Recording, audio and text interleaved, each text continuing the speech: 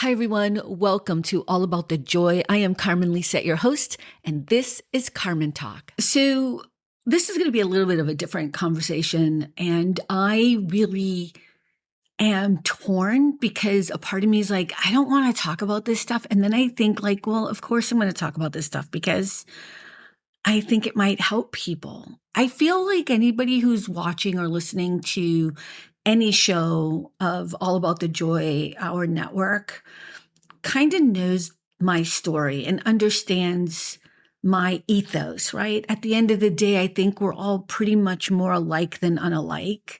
I think that we all kind of sort of want the same things, right? We want to be able to make a decent living and have love in our lives and joy and be able to pay for things that are basic necessities. We want to be able to, have a job and put our kids through school or your kids through school because I don't have any kids. But I think at the end of the day, if there's anything that I've learned in the past weeks where people who are here visiting our country from the World Cup is that the people of the United States are remarkable, beautiful human beings for the most part, right?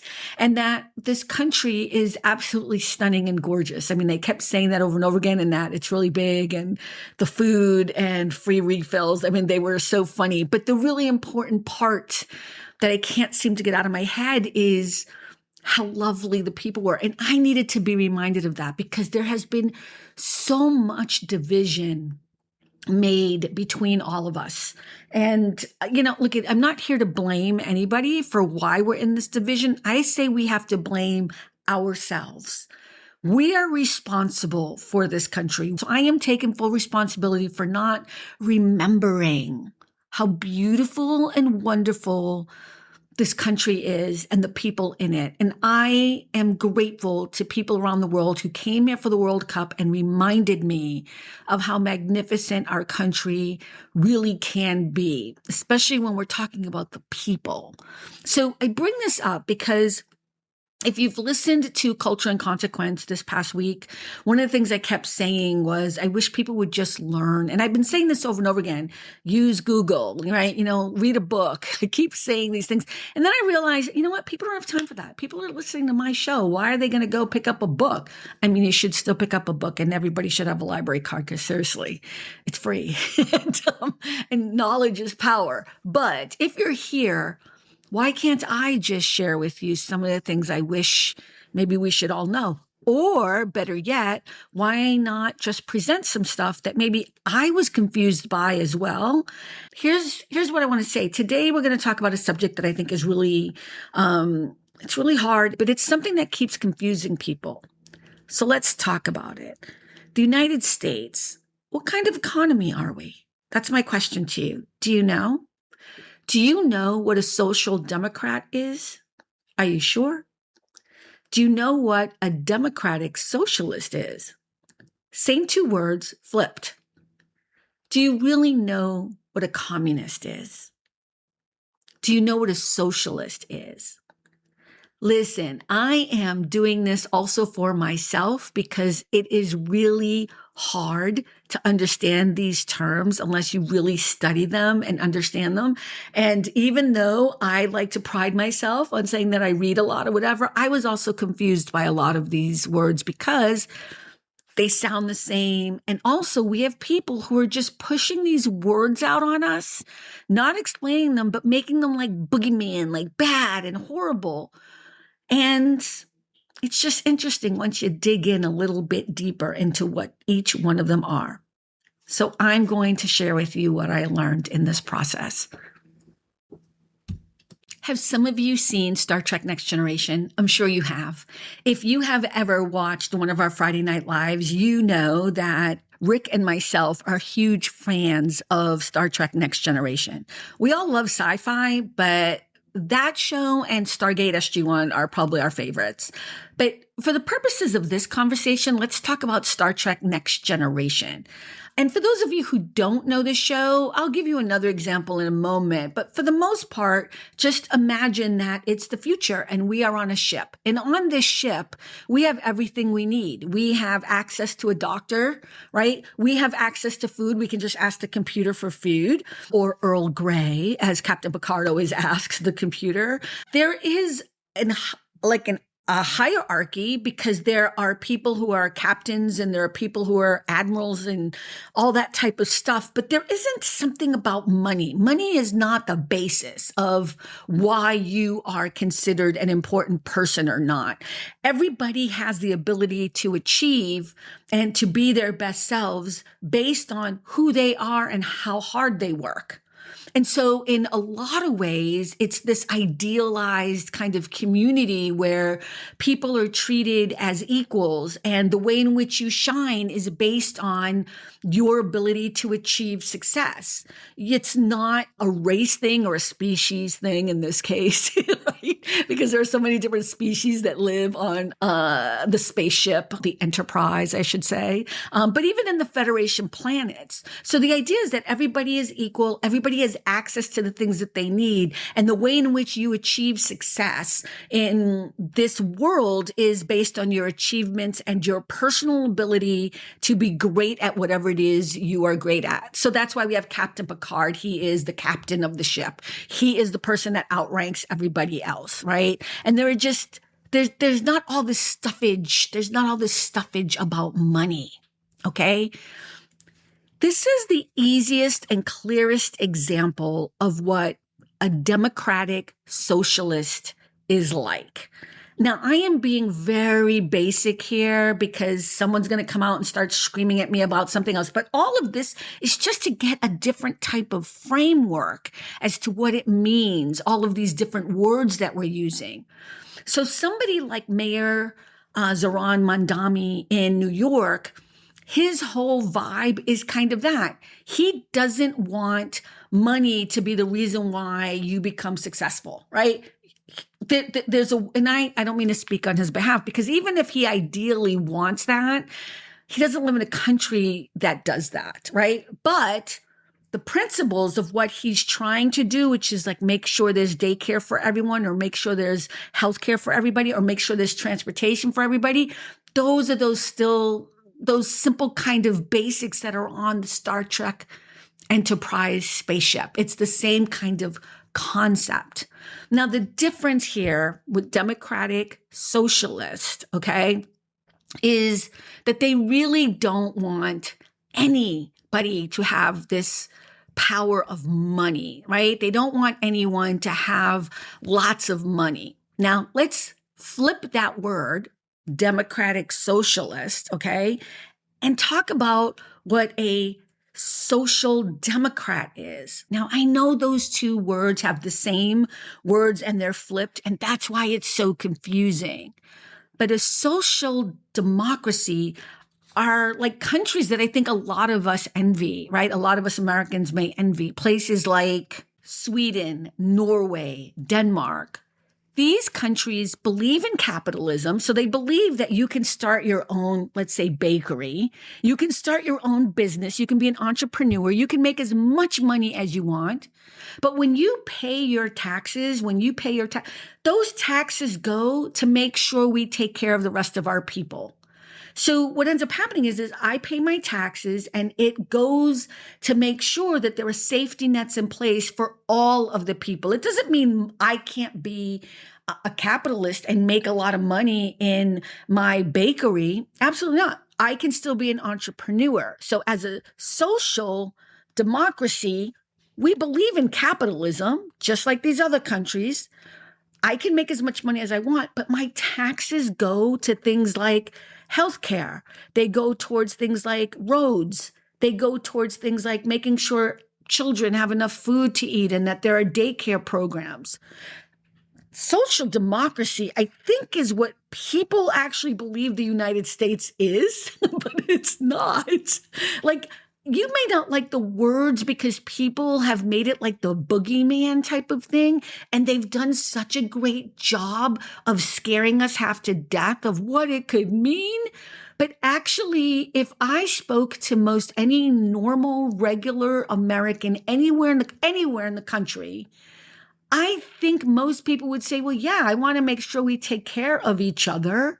I want to make sure that the basics are taken care of for our people, right? Social democracies still believe in capitalism, and they also believe in making sure that we take care of each other, that our taxes go towards making sure everyone fundamentally has the basics of what they need. Again, if you've ever been to Norway or Finland or Denmark, these are countries that thrive. They absolutely thrive because they make sure everybody gets an education. You don't have to worry about student loans because you actually can get an education because it's part of what we do as a society to take care of each other, to make sure we're educated. That is social democracy. Very different than what we were just talking about with Star Trek Next Generation. Got it? Let's talk about what communism is, and let's use the bakery analogy. In a communist country, what would happen is I would not own the bakery. I would be told that I would have a bakery, and then I would be told what I could make in the bakery. I would be told exactly that I could only make croissants, chocolate chip cookies, and muffins. I don't know.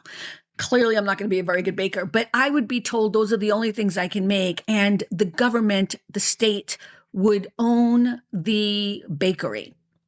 I would get whatever money I need to live on, but I would not make more or whatever. The government and the state would own the bakery. That, in a nutshell, is communism.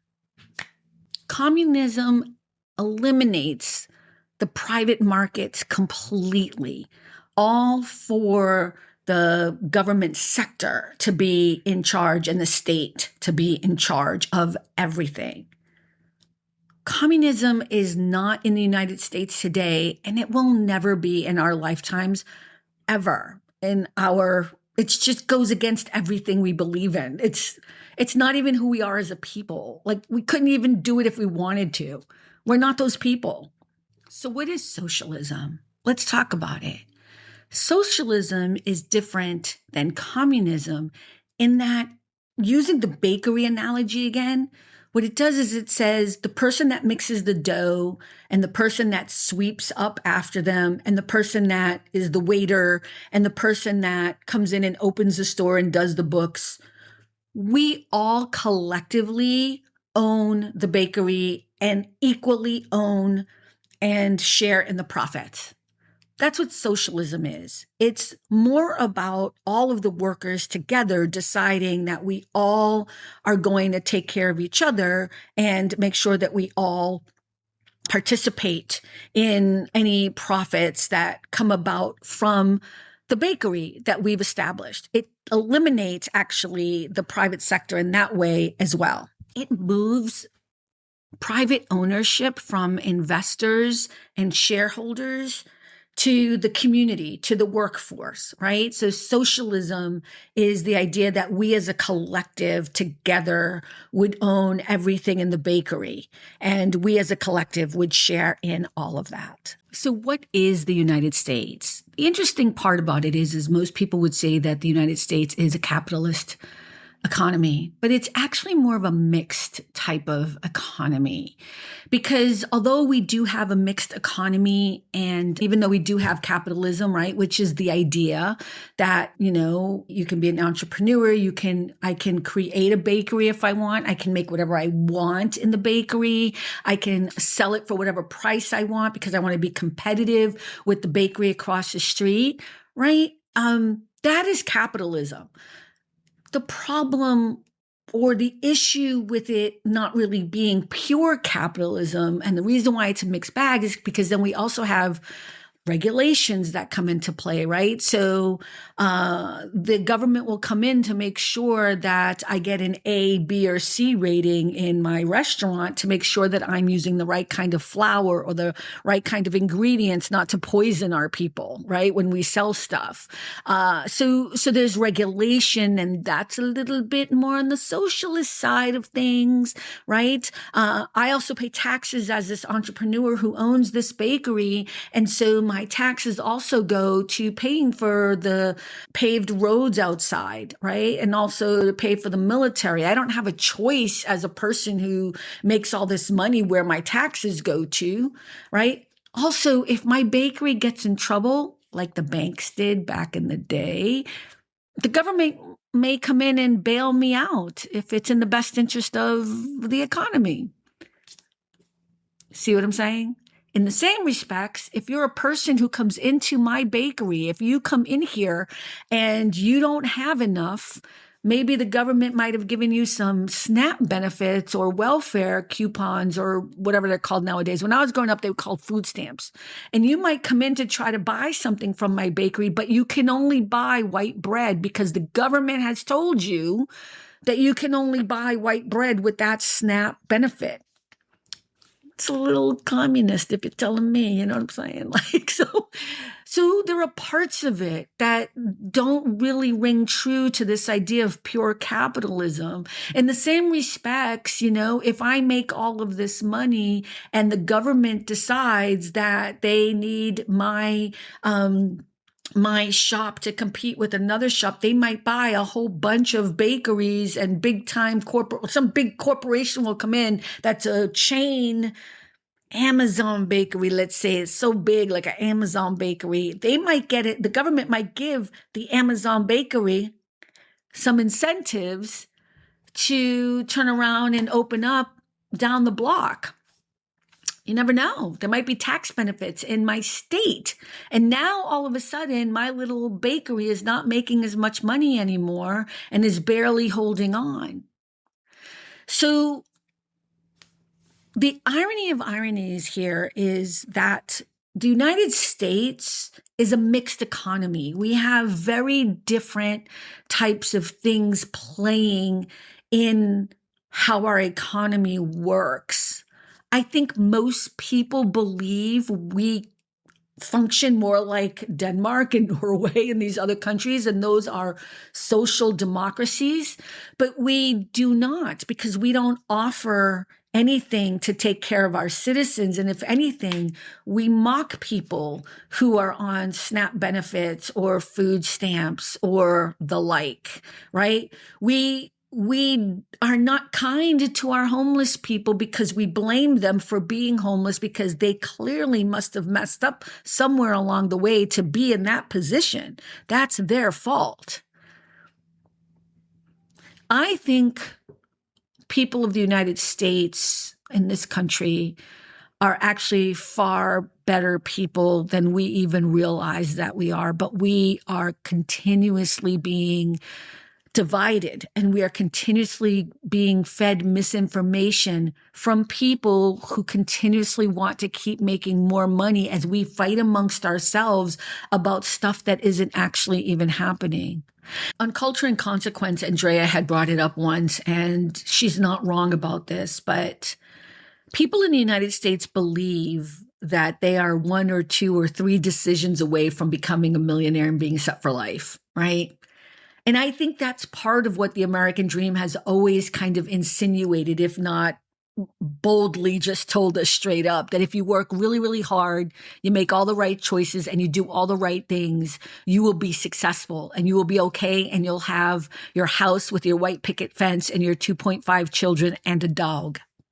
And I know that's the ethos that a lot of people, especially my generation, Generation X, has grown up believing or understanding or knew that's what their parents believed, right? We have the Norman Rockwell paintings, for example, that kind of depict those ideals, right? We have shows that we all grew up in watching, like Leave It to Beaver or I forget what the other one is, but you know what I mean, those shows. I didn't really watch that show, but I'm just giving you the idea.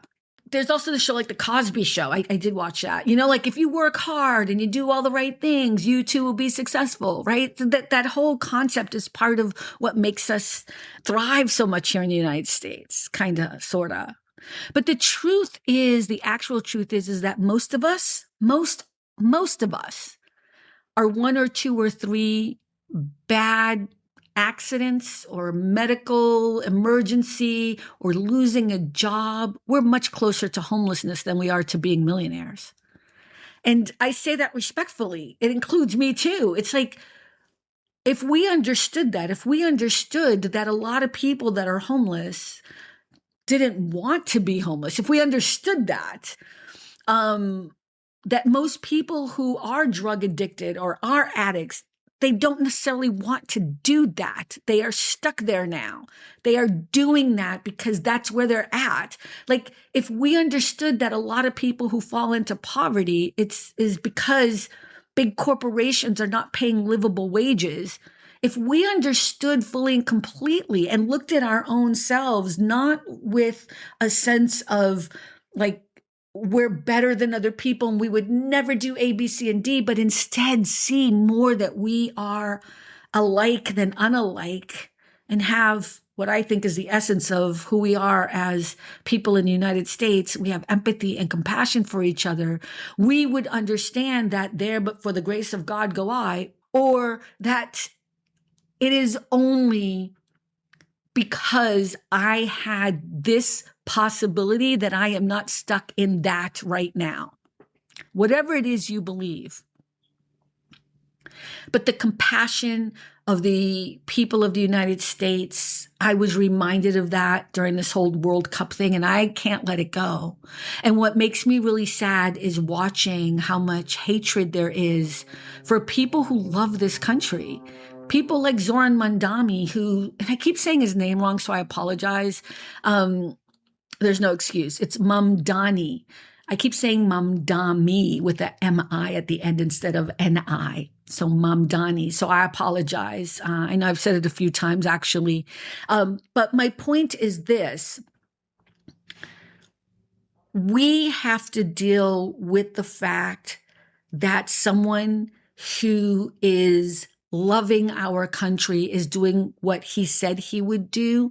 And he has no qualms whatsoever calling it what it is, which is he believes in a democratic socialist ideals, right? The Star Trek Next Generation idea of how the world could work. And don't get me wrong. I think, if I could choose to live in the world of the Federation and Star Trek Next Generation or where we're at today, I'd probably want to live in that world because I would know that I could thrive based on who I am and what I could do. And can you imagine living in a world where you didn't have to worry about paying your rent? Or you didn't have to worry about whether or not you got sick. You could just go and get like a quick shot or something, or you didn't have to worry about food because you would have access to food all the time. Like, I love that idea.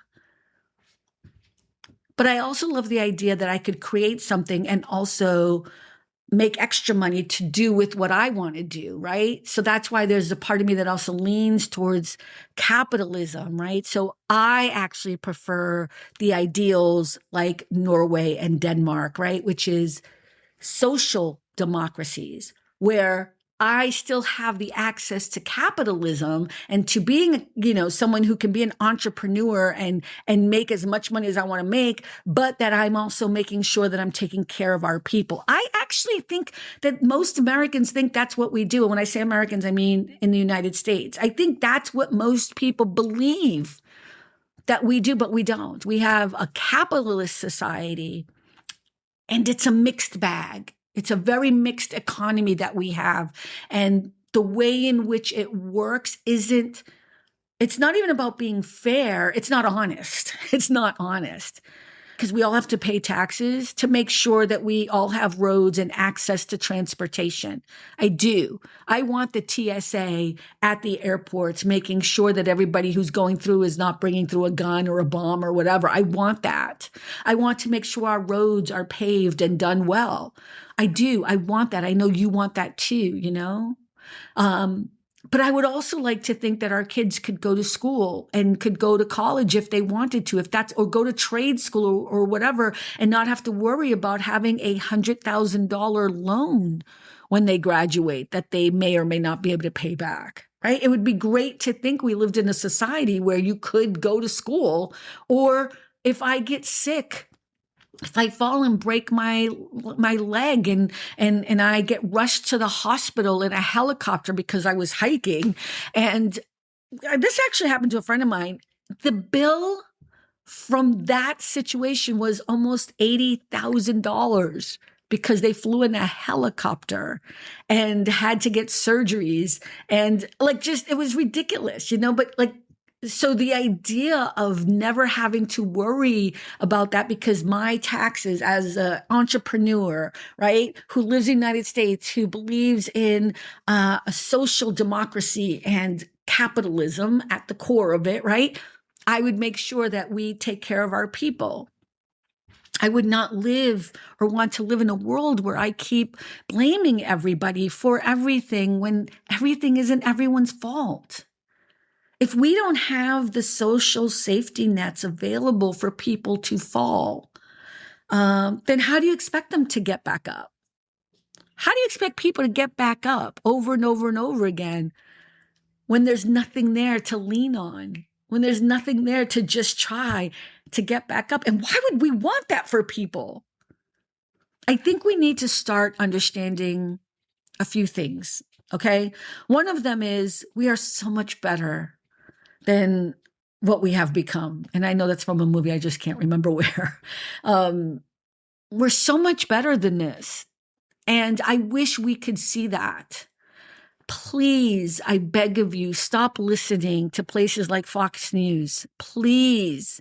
Or at the very least, if you're going to watch Fox News, go to the opposite channel, like MSNBC or something, watch the opposite as well. If you're going to go to extremes, do that. But the amount of BS that is being thrown our way on a regular basis to keep separating us, to keep us fighting over things that are non-issues, that are not important, is incredible. And it's not that socialism, communism, democratic socialist, and social democracies are not important. What is important is to understand what they are, and that people are not throwing those words out and not using them correctly. And they're doing it because they know it's confusing you. They know it's confusing you. And I listen to people talk about communism, and they're actually talking about social democracies. And they don't even realize it. I listen to people, somebody wrote in one of my comment sections that, Zoran Mandani is part of the DSA, the Democratic Social Association or whatever. And I'm like, oh, so? He can be part of whatever he wants because this is the United States of America. And in this country, you can belong to whatever group you want. Just because he belongs to that group and just because he believes in the principles of Star Trek Next Generation doesn't mean that he's a bad person. He's actually just trying to get us away from this profit-based system that seems to be hurting more people than doing any good. We're never going to be a democratic socialist country because he was actually elected in a capitalist. See how it gets a little confusing? He actually got elected by the people. But he is trying to get the core principles of what it means to help other people and to make sure that it's not always all about profit first and instead about people first. How is that a bad thing? We can include that in our mixed economy. It's not communism. It's not socialism. And that's what I'm saying is let's stop being hoodwinked into believing things that are not true. Let's learn the words. If you hear somebody say a word, any politician, especially politicians, I don't know why y'all believing every single politician, but if you hear a politician say a word and you cannot define that word by definition and with an example like a bakery or whatever, if you can't dumb it down and explain it to a 10-year-old, then you don't understand it enough and you shouldn't believe that politician. And instead, you should go do your homework and learn it. and understand it. And if you're not going to do that, then don't repeat it. It's one of the best things I've ever learned in my entire life. Do not talk about what you don't know.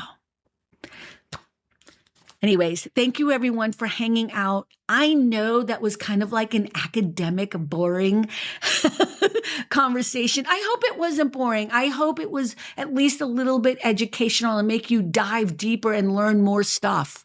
Not just about what those words mean, but what is happening with our politicians right now who keep trying to divide us instead of bring us together. Bringing us together is what a real leader would do. A real leader would find the joy and the possibility and the silver lining and show us what can happen, not keep pushing other people down to lift themselves up. And we know that. We know that as Americans in the United States. And if we have forgotten, which I kind of had, then I am thankful to the rest of the world that came here during the World Cup who turned around and reminded me that the people of the United States are amazing. We're great people. And we still have potential and possibility. We just have to take our country back.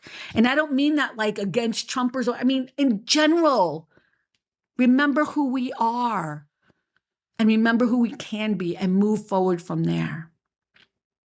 Thank you, everyone, for hanging out and listening to Carmen Talk. Please remember, All About the Joy is a network of 4 different shows.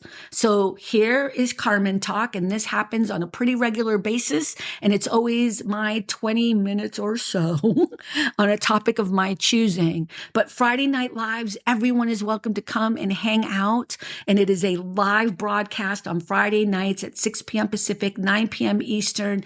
You can come up if you want, or you could just be in the chat, but we welcome everyone. If you're not doing anything on a Friday night, come and hang out with us. We'd love to have you. Culture and Consequence is a conversation between 2 friends, me and Andrea, usually talking about politics or the cultural-esque moments of the day.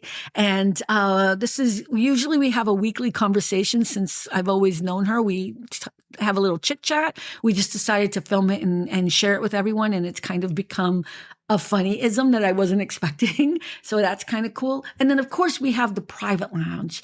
And the private lounge is where we have our intimate conversations with people in the community. And we have a really great interview coming up in the next few weeks. And I'm really excited about it. An amazing artist who we're going to have on the show who talks a lot about things I know nothing about. And so it's a great learning moment for me too. So that's the private lounge. Anyways, thank you again for hanging out. We appreciate you. And remember, at the end of the day, it really is all about the joy. Bye, everyone. Thanks for stopping by All About the Joy. Be better and stay beautiful, folks. Have a sweet day.